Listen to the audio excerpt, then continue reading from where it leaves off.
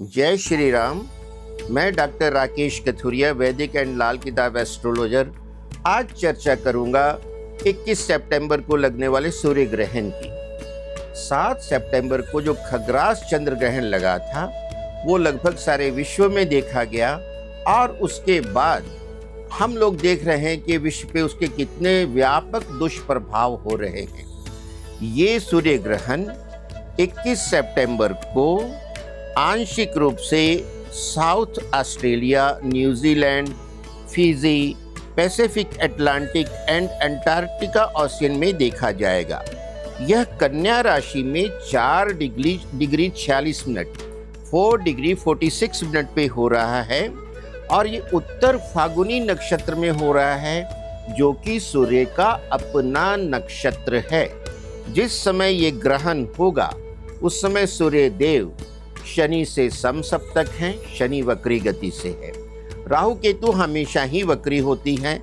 राहु से ये षडाष्टक में है और केतु से द्विद्वादश हैं। ये सारे योग अशुभ योग हैं। जनरली क्या होता है कि सूर्य ग्रहण या चंद्र ग्रहण जब होता है तो उसी राशि में राहु या केतु होते हैं, लेकिन इस बार सूर्य देव आगे बढ़ गए कन्या राशि में और उनका ग्रहण 4 डिग्री 46 मिनट पे हो रहा है, जबकि केतु सिंह में ही है, राहु कुंभ में है।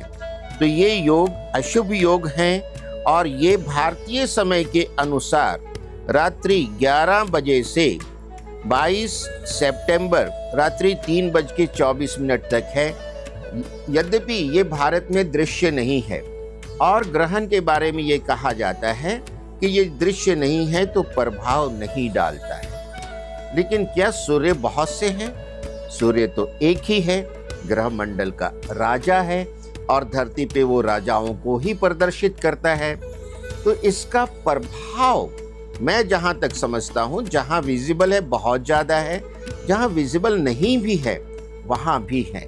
तो जो समय मैंने बताया उस समय में यदि आप चाहें तो सूर्य के मंत्रों का जाप, गायत्री मंत्रों का जाप, आपके गुरु ने कोई मंत्र दिया है उसका जाप, या आप हनुमान चालीसा पढ़ते रहें और गजेंद्र मोक्ष पढ़ें। गजेंद्र मोक्ष भी एक तरह के ग्रहण की ही बात है कि गजेंद्र को, हाथी को ग्रस लिया था मगरमच्छ ने तालाब के अंदर।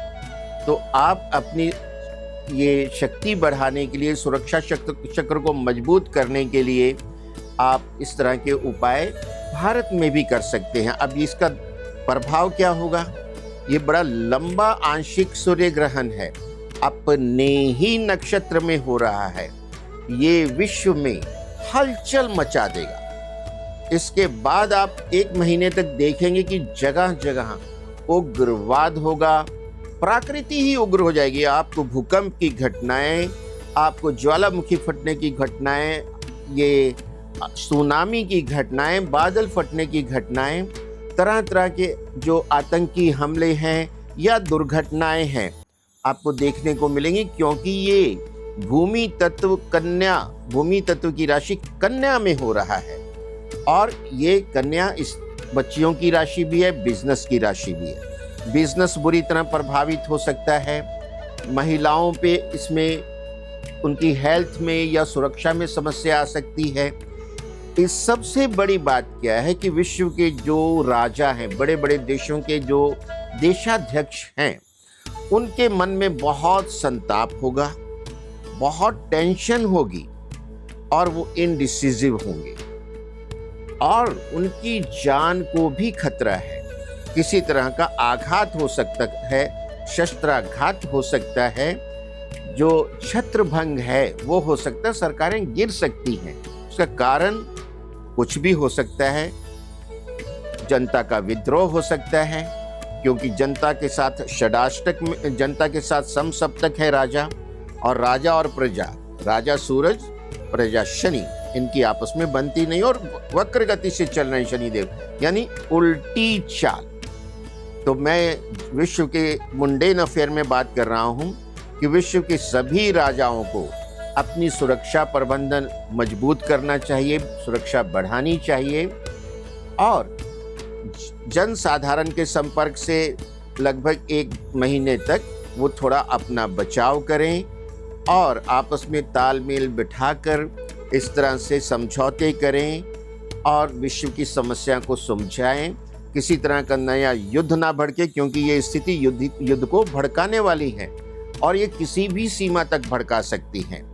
तो हम यही प्रार्थना करते हैं कि सब में सद्बुद्धि हो, विश्व का कल्याण हो, प्राणियों में सद्भावना हो। सर्वे भवन्तु सुखिनः, सर्वे सन्तु निरामय। जय श्री राम।